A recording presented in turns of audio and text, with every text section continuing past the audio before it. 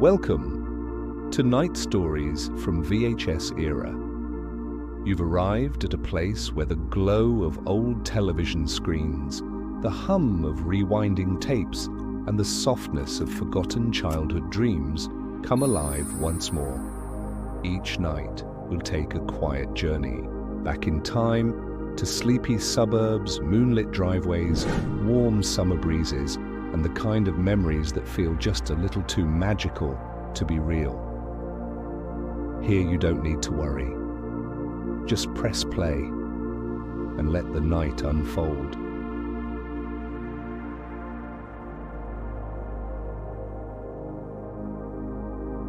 Before we begin tonight's story, let's take a moment to slow down. Close your eyes.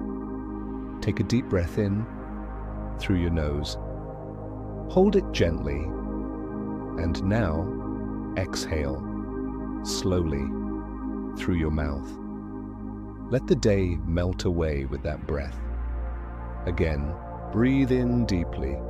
Feel your shoulders soften. Now, release and let go of everything you don't need to carry right now. Imagine you're lying on a cozy bed in your childhood room. Outside, the wind hums softly. The light from a small lamp glows like a warm memory, and the sound of a distant VHS tape spinning fills the air with comfort. You are safe. You are still. And the night is yours. Let's begin tonight's story. Welcome to Night Stories from VHS Era, a place where our memories come back like the soft whir of a rewinding tape. I'm so glad you're here tonight. Let me ask you something before we dive in. Do you remember what it felt like to walk into a store and be overwhelmed, not by noise or sales, but by a smell? That soft, clean, brand new smell of untouched notebooks stacked in piles. Can you still remember the scent of plastic pencil cases, freshly unwrapped, all glossy and smooth in your hands? And how about that quiet thrill in your chest? The kind that came not from owning something expensive, but just from knowing a new school year was about to begin. Stay with me until the end of this video, because by then, you'll remember what it truly felt like to start over, when everything seemed possible with just a blank page and the right eraser. You'll also find out why, for some of us, that smell still means hope. It always started at the end of summer, sometime in late August, when the light outside began to shift, less golden, more soft and sleepy. The cicadas buzzed louder than usual, and the afternoons stretched out like they were trying to hold on to time. That's when my mom would call from the kitchen and say something that lit up my entire being. "We're going school shopping this weekend." That was it. 5 simple words. But to me, they meant transformation. I remember sitting on the floor of my room that night, hugging my knees, imagining the store shelves lined up with everything I'd get to touch and maybe bring home. I didn't know exactly what I'd need, but that was part of the joy. The possibilities were endless. Saturday morning arrived like Christmas. I would wake up early, even though I didn't have to, the sun barely peeking through the blinds. I'd slip on my denim shorts, maybe my favorite Looney Tunes t-shirt, it's the one with Taz and sunglasses, and my white Keds with the faint pink stripe along the side. It felt like a uniform for adventure. My mom always took us to the same place, Westfield Mall, or as everyone called it back then, just the mall. It wasn't fancy, but it was ours. And walking through its wide, tiled corridors, with Cinnabon on one side and Sam Goody on the other, always felt like stepping into something sacred. Our first stop was always the stationery store near the food court. You might remember it too, the one with the sliding glass doors that made a little swish when they opened like magic. As soon as we stepped inside, the smell hit me. Have you ever stopped to think about that smell? It wasn't just paper, it was possibility. It was a mix of crisp pages, sharp pencil shavings, the faint sweetness of rubber erasers, and that cool scent of vinyl binders still stiff from being stacked in cardboard boxes. Add to that the plastic of colorful rulers and the synthetic sparkle of Lisa Frank folders, and you had a smell so specific, so alive. that I could swear I can still summon it if I close my eyes. Back then, I thought I was the only one who noticed. But maybe you noticed it too. Do you ever lean close to the notebooks just to breathe them in? Especially the spiral-bound ones, with covers that showed dolphins, basketballs, or sometimes just bold neon shapes that looked like the opening credits of a Nickelodeon show. And the pencil cases. Oh, the pencil cases. They were treasures, even. Before they held anything, I remember picking one up, a blue and pink one with 2 zipper compartments, and pressing it to my nose. That clean, factory-made scent of plastic and dye was strangely comforting. It's almost like the smell of new toys. At Christmas, only quieter. More grown-up. Some kids liked the soft fabric cases, especially the ones with characters like Garfield or Barbie. But I always preferred the rigid plastic kind, the ones that clacked when you opened them, made everything inside feel official. Permanent. My mom would let me choose 1 notebook per subject. That was a big deal. It meant I got 5, 1 for math, 1 for science, 1 for English, 1 for social studies. One just labeled miscellaneous because it sounded grown-up. And I loved matching the colors, maybe a red one for math because math was intense, a sky blue one for English because it made me feel calm when writing. Do you remember the first time you had your own pens? Not just a random pen from the junk drawer, but a full pack of Papermate ballpoints, still sealed in the plastic. I would click them one by one just to hear the sound, and line them up in rainbow order in my case, like soldiers and glue sticks. I don't think kids today would understand the satisfaction of peeling the plastic off a brand new Elmer's glue stick, the twisty kind, not the squeezy kind. It had this soft, waxy scent that I weirdly loved. I never told anyone, but sometimes. I'd open it just to smell it when I was nervous at school. By the time we reached the checkout line, our basket was a colorful collage of who I hoped to be that year. Would I be more organized? Would I write neater? Would my notebooks be the ones the teacher held up to show the class? I don't know why. Buying those supplies always made me believe the answer could be yes. And let me answer what I asked at the start. Yes, I remember the smell. Yes, I still feel that warm thrill in my chest just thinking about it. And yes, I do think that scent marked the beginning of something sacred. Not just a school year, but a chance to start again, with new tools and old dreams. Sometimes I go into a bookstore now, or even just the office supply aisle in a store, and I catch a hint of it. It's never quite the same, but it's close enough to take me back. Back to that mall, that day, that smell. Back to who I was, and maybe still am.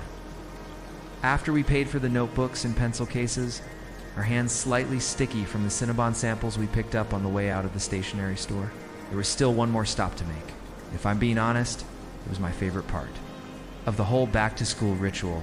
While my sister cared more about new shoes, and my cousin obsessed over whether she'd get a new jacket, my heart always raced a little faster when we turned toward the far end of the mall, toward the department store that carried the backpacks. Have you ever spent what felt like an entire afternoon deciding who you wanted to be?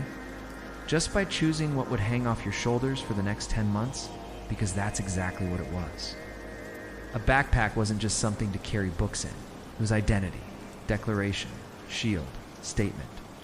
I told everyone in class, sometimes before you even spoke, what kind of kid you were.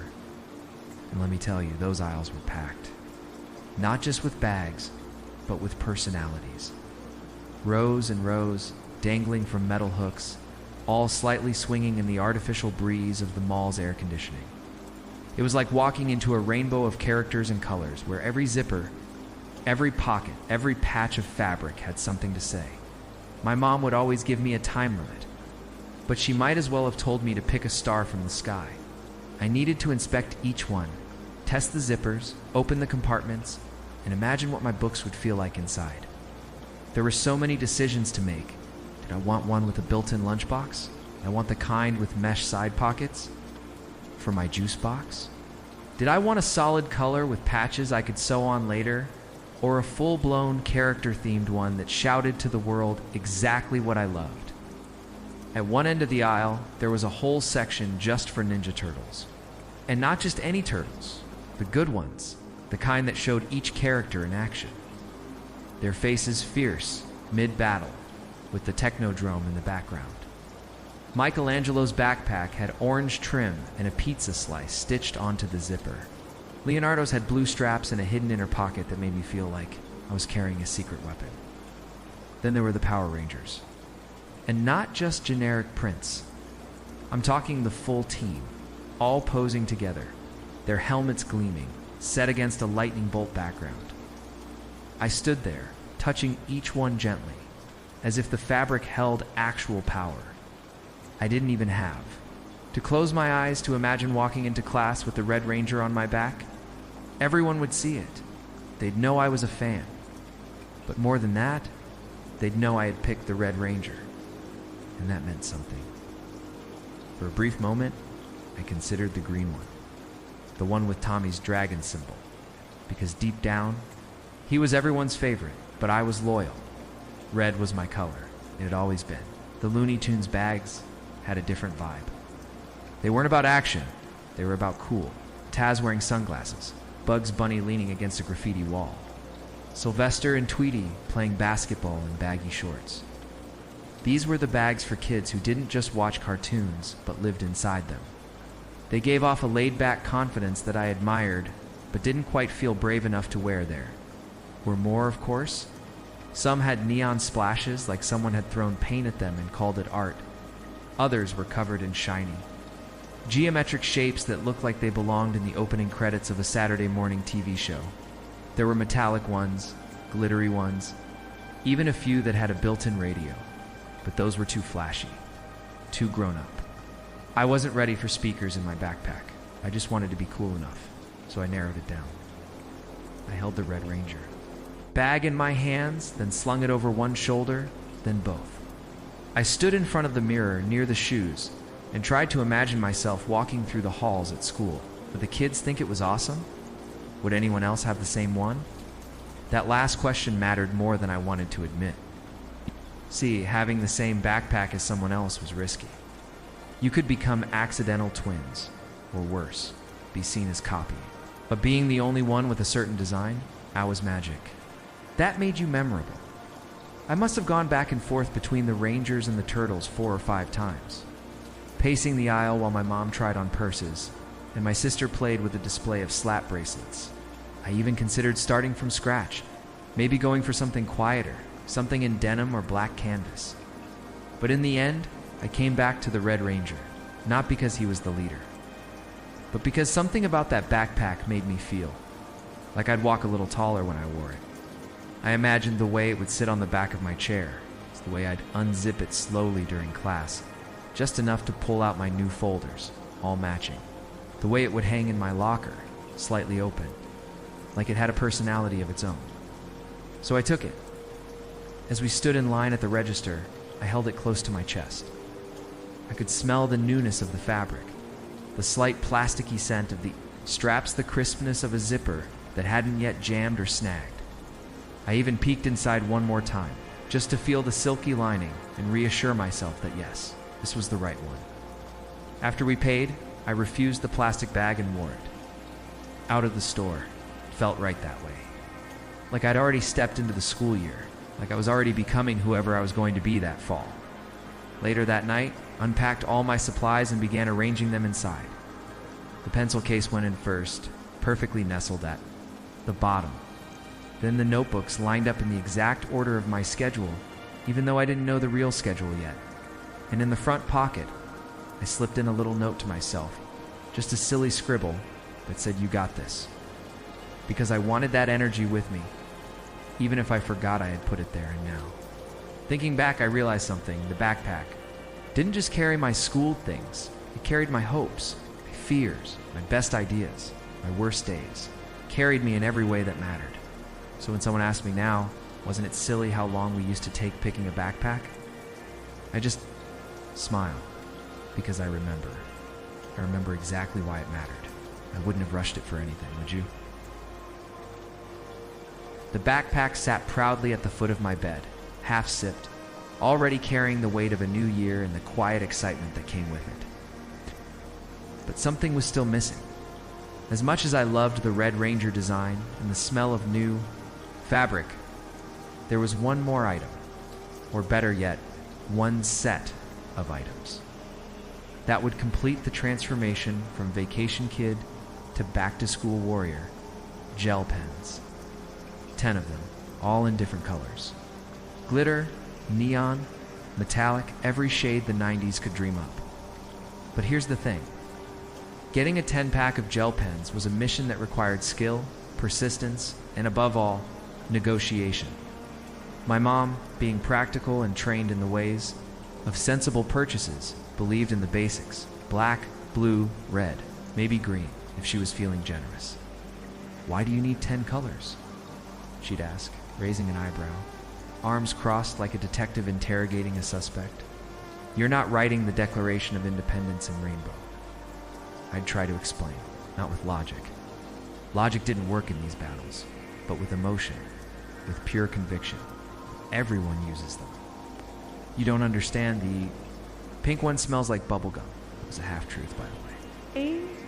Only the pastel set had sense, but I was in deep now, and the cause was worth fighting for. She'd sigh, pick up the plastic package, flip it over as if the barcode would tell her something useful, then put it back with a firm "we'll see." That phrase, in case you forgot, was 90s parent code for no, but I'm trying not to ruin your day just yet. I'd trail behind her through the aisles like a shadow, calculating when to make my second attempt. You had to time it just right, not too soon, or she'd get irritated, not too late. Or you'd end up at the register with a cart full of grown-up things like detergent and no gel pens in sight. When I struck again, it had to be strategic. Talk about how Sarah had used glitter purple to title her book. Report last year and got an A. I'd remind her how Mrs. Thompson said I had flair in my writing. And didn't that count for something? Didn't flair deserve a splash of turquoise? The truth, which I always knew deep down, was that I didn't need gel pens in 10 colors. But I wanted them like they were oxygen. They weren't just for writing. They were for decorating your identity. You'd doodle in the margins of your notebook, write your name in bubble letters during class, pass notes in hot pink during lunch, underline the important words in your diary with silver. It wasn't about function, it was about expression. And if the 90s stood for anything, it was for finding ways to be loud even when you were supposed to be quiet. Eventually, she gave in. They always did, the moms of that era, not because they were weak, far from it, because they understood something important. The little things were big things when you were a kid. That 10-pack of pens, neatly arranged in rainbow order inside the blister packaging, was more than school supplies. It was possibility. I held them like treasure on the car ride home. The plastic crinkled as I turned them over in my hands, already planning how I'd use each one. Pink for notes to friends, blue for headings, green for sarcastic comments in the margins, gold for birthday cards. And that elusive white gel pen, the one that barely showed up on regular paper but looked amazing on black, that one was saved. For secrets, special secrets. The kind you only wrote once and never erased. Back home, I peeled the package open with care. They clicked into the loops of my new pencil case like soldiers lining up for duty. I tested each one on a blank page, watching the ink glide across like paint on silk. Skips. No smudges. Perfection. By dinner, I had already labeled my notebooks with colorful titles, drawn tiny stars beside my name, and rewritten my class schedule 3 times just to see which color combo looked best. I even used purple to make a to-do. Before school starts list, which included things like choose first day outfit and rewatch Saved by the Bell for outfit inspo. Looking back, I realized that gel pens weren't about vanity. They were about control. In a world where you couldn't pick your teacher or your desk partner or what they served in the cafeteria, you could decide what color to write your thoughts. That mattered. And when your whole life was contained inside folders and 3-ring binders, being able to add sparkle or underline in green felt like a tiny rebellion, a beautiful one. And yes, of course, we argued over them. At school, someone always wanted to borrow the silver one. Someone else claimed the purple ran out faster. People traded like they were currency. I'll give you 2 uses of orange for one of your glitter green. It was all very serious. Sometimes someone would forget to cap one properly, and it would dry out. And then came the heartbreak. But it didn't stop us. We'd keep using them until they scraped dry against the paper. till the ink was gone, but the color remained faintly visible under the right light. That's how you knew it was a good pen, when you'd drained it, used it up completely. Because that meant it had been there for notes, dreams, gossip, lists, letters, poems you'd never share. So no, I didn't need 10 colors of gel pens, but I needed what they gave me.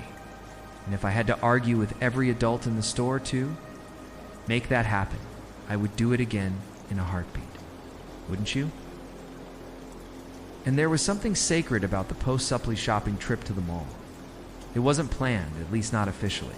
No one ever said, after we buy your folders and glue sticks, we'll go get a pretzel. It just happened. Like the seasons turning, or the credits rolling after your favorite cartoon. One moment you were in the fluorescent lit world of binders and price check beeps, and the next you were stepping into the polished echo of the mall, the smell of cinnamon sugar wafting through the air, drawing you in like a spell. The ritual was always the same.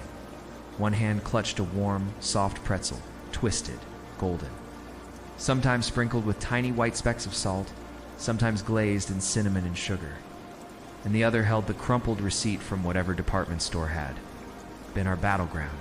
Staples, Walmart, JCPenney, wherever it was, it didn't matter. What mattered was what came after. That pretzel wasn't just a snack. It was a reward. A silent acknowledgement from the universe that we had survived the chaotic hunt for no. 2 pencils. Survived the internal debate over Lisa Frank versus plain folders. Survived the existential crisis over wide ruled or college ruled. That pretzel meant we'd made it. We'd walk slowly, never in a hurry, like royalty surveying our kingdom. The air conditioning hummed above us, cool and familiar.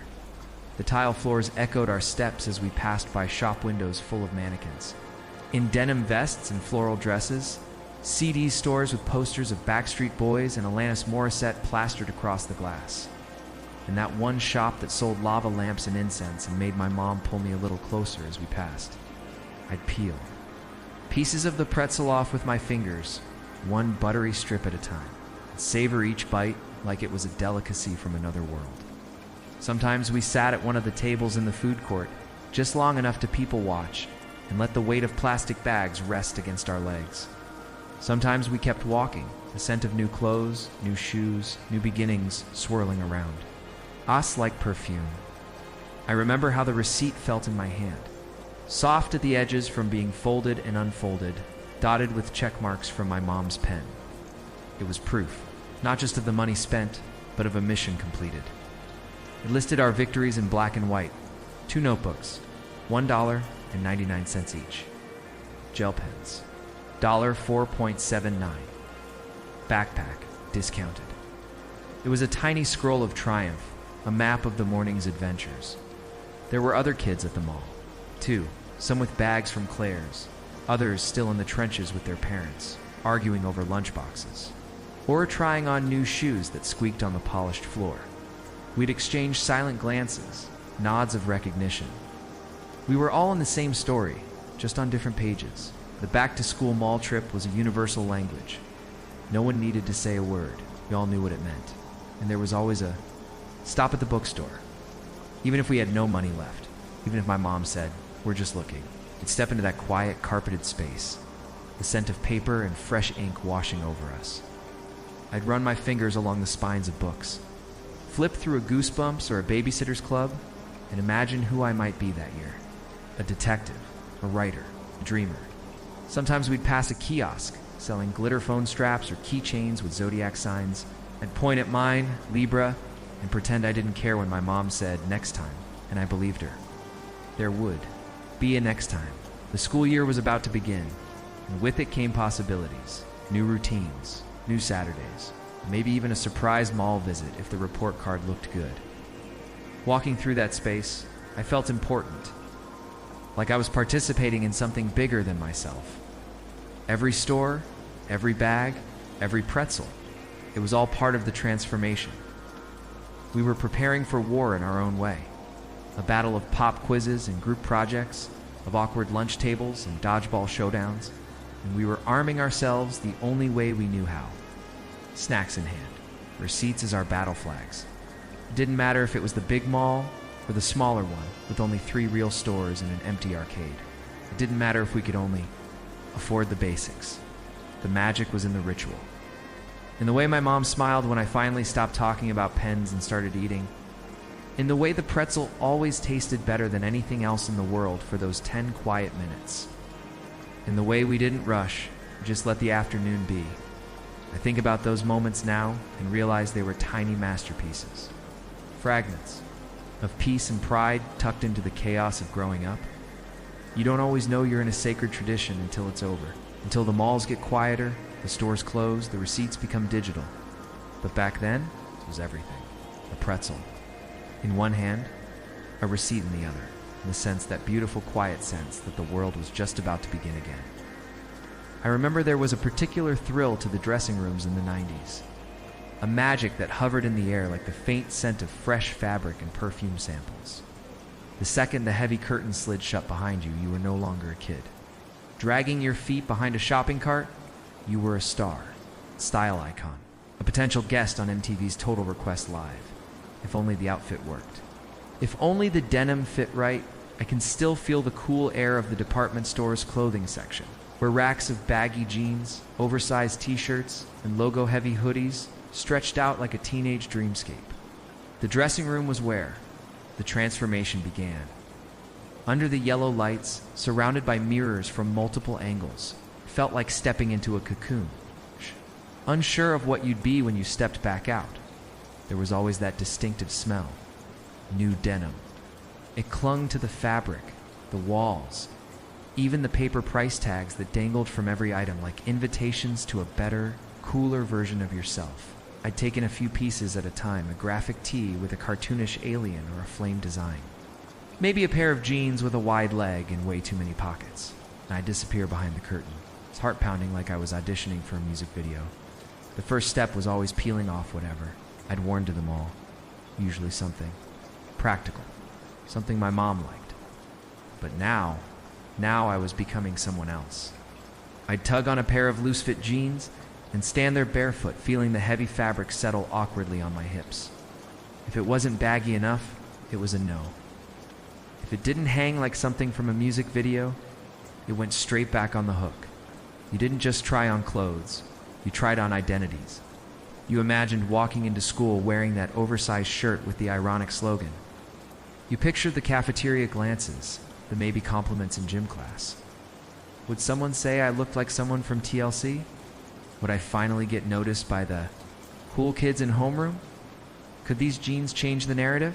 There were moments of triumph, a hoodie that felt right, sleeves swallowing your hands in the best possible way, or a pair of cargo pants that made you want to walk in slow motion. Just in case someone was watching, but there were disappointments too. Zippers that refused to rise, waistbands that pinched, t-shirts that looked great on the hanger, but clung in all the wrong places under the flickering light of the fitting room. Sometimes I'd pull aside the curtain just an inch and say, "Can you get a different size?" My mom, patient and carrying, a mountain of bags would vanish into the racks again. I'd wait in my socks, staring at my reflection, smoothing the fabric, adjusting the waistband, wondering if this would be the outfit that changed everything. When the right piece finally came. When you slid on that shirt and instantly felt it, there was no mistaking it. Your posture shifted, stood taller, tilted your chin, did a slow spin in front of the mirror, catching a glimpse of your future self, the one who walked down the hallway without tripping over a shoelace, the one who said something funny in class and everyone actually laughed, the one who, maybe, just maybe, belonged. The curtain would swish open again. I'd step out cautiously, waiting for the verdict. My mom would tilt her head, give a half smile, and say something like, "That's very modern," which, depending on her tone, meant either absolutely not or fine, let's just get it. But I didn't need her approval. Not really. I needed that feeling in my chest. That yes, this is it pulse that came when the clothes matched. The fantasy, of course, price tags could kill the dream. I remember holding my breath, pretending not to see the little plastic square as she flipped it over. Sometimes it ended in compromise. 1 shirt instead of 3. Cheaper jeans that were almost the same, But every now and then, we'd leave the store with the outfit in a crisp bag, and I'd carry it like a trophy all the way to the car. Back home, I'd try it on again, just to make sure the mirror didn't lie. Sometimes I'd layer it with my old clothes, trying to create something that looked less like a sale rack and more like MTV Unplugged. I'd mimic dance moves I'd seen in music videos, lip syncing into a hairbrush, my new outfit giving me the courage to imagine stages, cameras, crowds, and when the school year finally began, I knew that outfit wouldn't fix everything. I'd still be awkward. I'd still trip over my words. But it gave me armor. It gave me a version of myself I chose, and at that age, that was everything. Trying on clothes in a dressing room wasn't about fashion. It was about becoming. It was about standing in front of a mirror and asking, can this help me be who I want to be? And sometimes, in the glow of those dusty lights, the answer was yes. There comes a moment in every childhood when you realize that shoes aren't just something you wear, or something you use to say who you are. They become your badge of coolness, your silent handshake with popularity, your defense against being picked last for dodgeball, or worse, being invisible. For me, that moment arrived the day I saw those shoes. They were lined up under the glass at Foot Locker like they were royalty. And I was the wide-eyed peasant who believed they held the power to change everything. I didn't even pretend to browse. I went straight for them, heart pounding, like I was being pulled by destiny. It's chunky soles, perfect logo, neon accents. Just bold enough to be noticed, but not so loud they'd break the dress code. They were everything. They looked like they could make me run faster, jump higher, belong more. And I knew, deep down in the pit of my stomach, that everyone at school would have them, or at least the ones who mattered. I remember turning to my mom, already holding the shoe in both hands, like an offering. These, please. These are the ones. She took them gently, flipped the tongue to check the price, and let out the kind of sigh that said more than words ever could. Honey, these are over our limit. I knew the limit. We had discussed the limit, but limits were for normal shoes. These weren't normal. These were the currency of survival. I launched into the negotiation phase with all the desperation and persuasive skills of a trial lawyer. But Mom, everyone is getting these. Like literally everyone. A sentence. No parent believes and every kid swears is true. She raised an eyebrow, already skeptical. If I don't have these, I'll be the only one in gym class wearing off-brand. You don't understand what that means. I could feel the stakes rising. The store music pulsed in the background, echoing my urgency. Somewhere nearby, a kid. My age was walking around in the exact shoes I wanted, grinning like he already knew he was better than me. I gestured toward him in silent despair. See? Even he has them. My mom gave me a tired look. The kind of look that carries the weight of grocery lists, rent checks, and quiet sacrifices I didn't yet understand. She tried to redirect me to a more reasonable pair, one that cost just enough to meet the store's back-to-school sale. Requirements, they were fine. Fine in the way soggy cereal is fine, in the way plain notebooks are fine. But I didn't want fine. I wanted to matter. I wanted the confidence those shoes promised to walk through the school hallway and feel like I belonged on purpose. We stood in that fluorescent lit aisle. It was a courtroom. I pleaded. She hesitated. I begged. She folded her arms. My voice cracked. Please, Mom, just this once. I'll never ask again. A lie, of course. They're just a little over. It's like $10. It's not that much. She exhaled slowly and stared at the box in her hands as if trying to make the numbers change just by willing it. I knew I had one last card to play. I'll do extra chores. Clean the car. I'll help with laundry without complaining. She squinted at me, trying to measure the truth in my promise. In that moment, time stood still. The world shrank to that narrow row of size 7s, and my entire self-worth hung on a line item in her mental budget. When she finally said, okay. It wasn't with joy, it was with resignation, sigh, a nod, and the subtle reach for her purse. I couldn't help it. I lit up. I felt the joy in my chest, in my feet, even before I'd tried them on. I bounced to the register, already planning what I'd wear on Monday, already imagining the compliments I might receive. My mom was quieter, her eyes doing math I couldn't see, calculating how many weeks until payday, how many corners to cut in the grocery list. Later that day, we got home, and I took the shoes out of the box again. The smell of new rubber filled the room like victory. I didn't want to wear them yet. I wanted to look at them, admire them, let the moment soak in. They weren't just sneakers. They were a symbol. They were proof that I could ask the world for something big and get it. Of course, school came, and the shoes were admired for about 20 minutes before someone showed up with a limited edition colorway none of us could compete with. That was the rule of cool. It moved fast, left you behind, but I didn't regret it. I knew I had won that small battle. I had gotten my $10 miracle. And now, looking back, I think about my mom at the register, counting out bills while pretending not to worry, about how she said yes even when her face said no, about how those shoes were paid for, not with just money, but with quiet sacrifices and unseen love. I never did clean the car, but I never forgot that moment either. Some decisions as a kid feel monumentally adult. They don't involve jobs, taxes, or rent, but they carry the same emotional weight. Picking out your trapper keeper was one of those sacred rituals, a moment of identity formation masked as back-to-school shopping. It wasn't just a folder. It was your personality in plastic, your hopes zipped into Velcro, your plan to conquer the chaos of middle school one pocket at a time. I remember standing in the school supply aisle like it was an art gallery, row after row of binders, each, more vivid than the last, called to me with bright colors and bold promises. There were glittery unicorns with dreamy pastel skies, flaming skulls with lightning bolts, and of course, a full lineup of TV show characters: Sonic the Hedgehog, The Little Mermaid, Batman, Lisa Frank tigers with rainbow sunglasses. Each one seemed to whisper, "Pick me, and your school year will be different," and I believed them. Every single one. I must have flipped open 30 before I even started thinking about narrowing it down. The Velcro rip was like a tiny drum roll, a hopeful sound. Inside, folders color coordinated, a schedule sheet you'd never actually use. Sometimes a zip pouch that made you feel strangely powerful, like maybe this year you wouldn't lose all your homework. Each one felt like a fresh start, a clean slate, future where you were more organized, more confident, maybe even popular. I held one with a massive Jurassic Park logo on the front, a T-Rex mid-roar. The colors popped so hard it looked like it might leap off the cover and scare the kid in the next aisle. But then my fingers touched one with holographic dolphins swimming across a glittery ocean.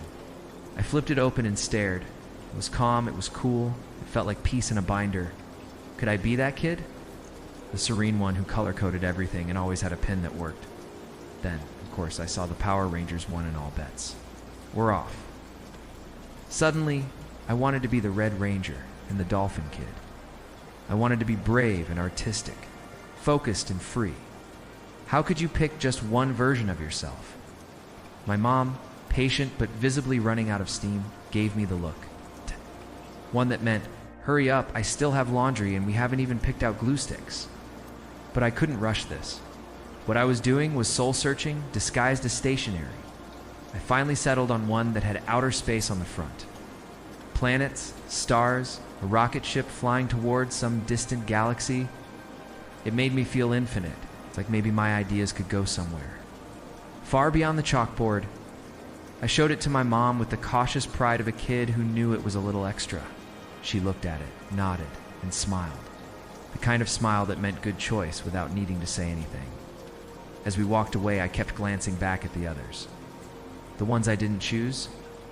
I thought about what versions of myself I was leaving behind: the rock star, the jungle explorer, the comic book kid. But holding that binder, I felt good. Like this year, maybe I'd actually keep track of my math homework.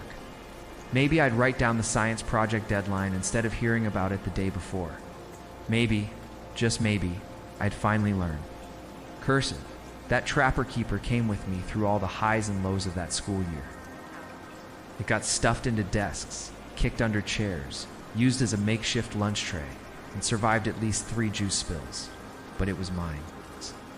And somehow, even as the cover wore thin and the Velcro lost its bite, it kept doing its job, holding together the mess of my middle school life with more grace than I probably deserved.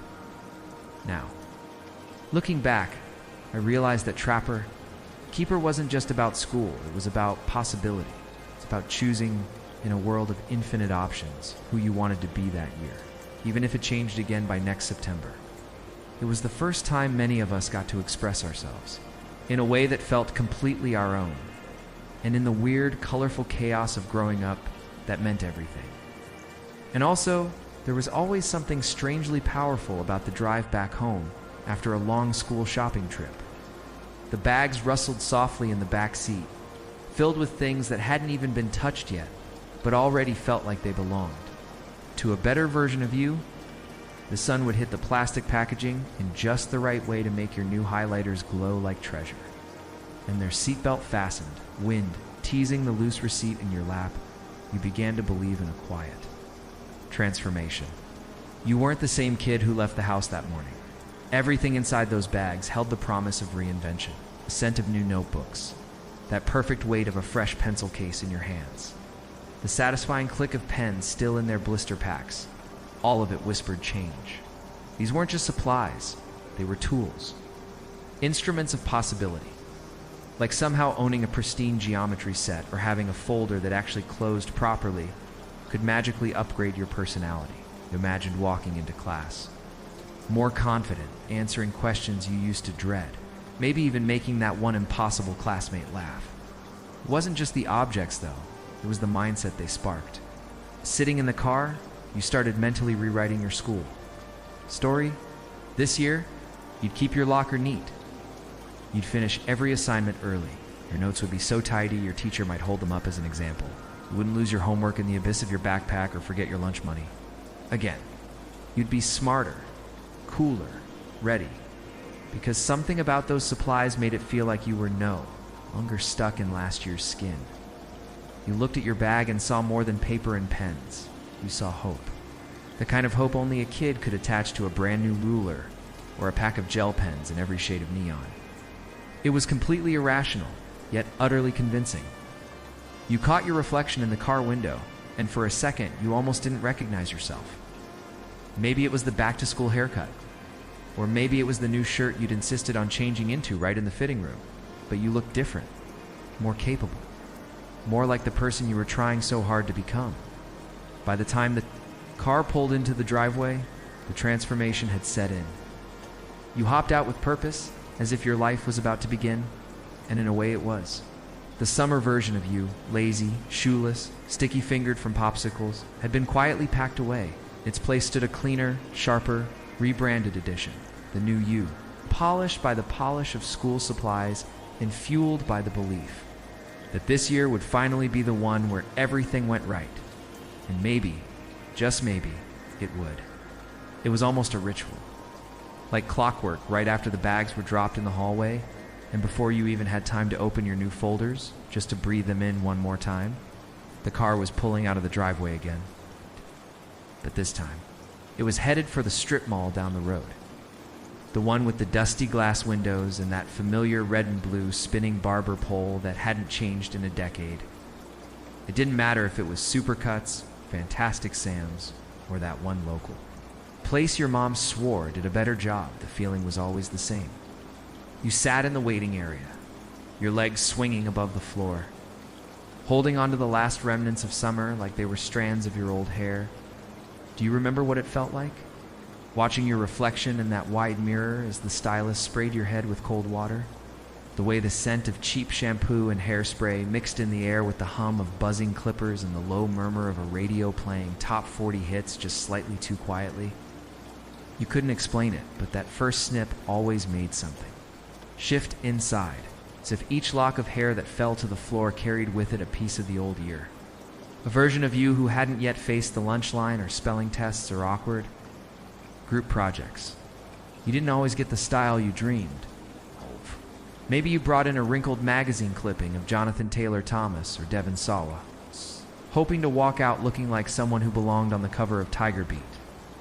And instead, you ended up with something uneven, with too much gel or too short around the ears. Still, you walked taller when it was done. Even if it took a few days for it to settle, there was something empowering about starting fresh, with your neckline trimmed and your bangs finally out of your eyes. You might wince the first time you saw it in the rearview mirror, but by dinner time, you were already imagining yourself turning heads in the cafeteria. Sometimes, your parents would let you get something extra. Frosted tips, a zigzag part, or even those wild, colorful clip-in strands if you begged hard enough. It was the 90's, after all. There were no limits. Just a sense that if you could look different, you might be different. That maybe this was the year your crush would finally notice you, or your name would appear on the student council list. Or you'd get picked first in gym, and when you got home, you'd always check yourself again in the bathroom mirror, carefully. Slowly, you'd lean in close, tilt your head one way, then the other. Your backpack sat in the hallway like a faithful companion, the scent of new erasers still drifting from the shopping bags, your shirt freshly folded from the fitting room, and now, your hair. A symbol that everything was new again. A blank. Slate. A way of telling the world, I'm ready. Even your mom would say it as she passed behind you.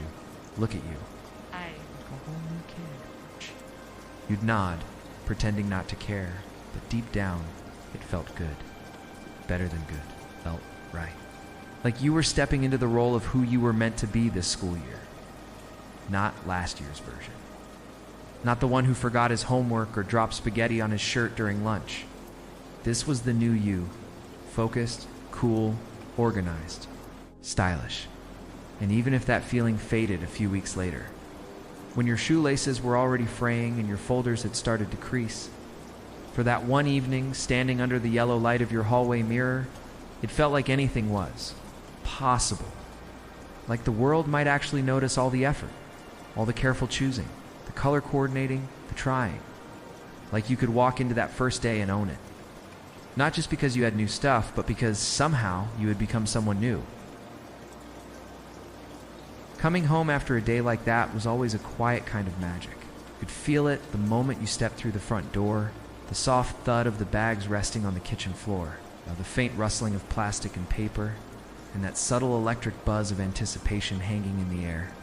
It was almost like you were carrying a treasure chest filled with possibilities, not just new notebooks and folders, but hopes wrapped in colorful covers and promises tucked between pages of fresh, untouched paper.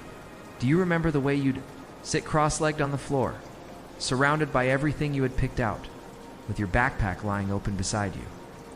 Carefully, you'd start unpacking each item one by one, as if you were handling delicate artifacts. The smell of new ink from pens, the smooth edges of pristine spiral bindings, the crisp texture of unblemished paper, it all felt so important, almost sacred. The kind of moment that made you believe you could take on any challenge that awaited in the coming months. It was a slow process, deliberate and full of care. Each notebook was aligned just so, the folders stacked neatly, and the pencil case. Placed gently at the top of the pile, you'd line up your gel pens in perfect order by color, almost too perfect to use. The fresh backpack stood by, waiting to be loaded. But for now, you resisted the urge to shove everything inside. There was a rule, silent understanding that nothing could be disturbed until the first day of school. Did you ever feel that same urge to keep everything untouched? Almost as if touching it too soon might break the magic. I know I did. It was like building a small fortress of readiness, a personal arsenal you would bring to battle the year ahead. And just like a general prepares for war, you had to make sure every tool was in its right place, every page pristine, every pencil sharp, and ready. Sometimes you'd even make little notes to yourself on the inside covers of your folders, maybe reminders about homework or goals you wanted to achieve, or simply the date you planned to start that big science project. It felt like writing secret messages to the future. A future where you'd be more confident, more organized, more you. Looking back now, it's almost funny how much joy came from something so simple. Yet that ritual of unpacking and arranging was the calm before the storm. The quiet moment of peace before school hallways filled with chatter in lockers. Slammed. The moment where you could pause, breathe, and feel completely in control. And so, There you sat, surrounded by everything new, everything perfect, knowing that tomorrow the real adventure would begin. The smell of fresh paper, the sight of those colorful folders, the feel of your new backpack straps on your shoulders. All of it was a promise. A promise that this year, things might just be a little better. That maybe, just maybe, you would be a little braver, a little smarter, a little cooler than the year before as the night crept on. And your school supplies rested peacefully in their places, you allowed yourself to smile. Because deep down you knew this was more than just shopping. It was the start of a journey, a new chapter. You were ready. Thank you for walking back through those memories with me tonight. Did you feel the same excitement? The same calm? Before the first day? I hope so. Because sometimes it's the smallest moments. The smell of new notebooks, the perfect backpack, the fresh haircut, and yes, even the careful unpacking that stay with us the longest. Good night, and until next time. On Night Stories from VHS Era,